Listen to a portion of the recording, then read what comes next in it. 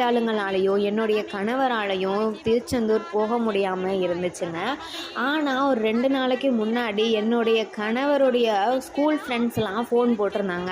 அவங்க என்ன சொன்னாங்க அப்படின்னா, இந்த மாதிரி நாங்கள் திருச்செந்தூருக்கு ஒரு ட்ரிப் பிளான் பண்ணியிருக்கோம், நீனும் வரையா அப்படின்னு சொல்லி எங்கள் ஹஸ்பண்டை கேட்டிருக்காங்க. அவங்களும் யோசிக்காமல் நானும் கண்டிப்பாக வரேன் அப்படின்னு சொல்லிட்டாங்கங்க. சரி என்னைக்கு அப்படின்னு சொல்லி பார்த்தா, கரெக்டாக நம்ம 48 நாள் பூஜை முடிஞ்ச அடுத்த நாள் ட்ரிப்பை பிளான் பண்ணியிருக்காங்க. இது வந்து நாங்கள் பிளான் பண்ணதில்ல, அவங்க சொன்னது. அவங்க இந்த டேட்டு தான் ஃபிக்ஸ் பண்ணியிருக்காங்க. இதை கேட்டோன்னே எனக்கு ரொம்ப ரொம்ப சந்தோஷமாக போயிடுச்சு. நம்ம 48 நாள் பூஜை நிறைவு பெற அடுத்த நாளே முருகன் நமக்கு அழைப்பு விடுத்திருக்காரு. 48 நாள் வேல்மாறல் பூஜை பண்ணி என்னென்ன செல்வங்களோ கிடைக்கட்டுங்க, கஷ்டங்கள்லேருந்து கூட விடுபாடு கிடைக்கட்டுங்க, கடன் பிரச்சனையிலேருந்து தீர்வு கிடைக்கட்டுங்க. ஆனால் முருகப்பெருமானை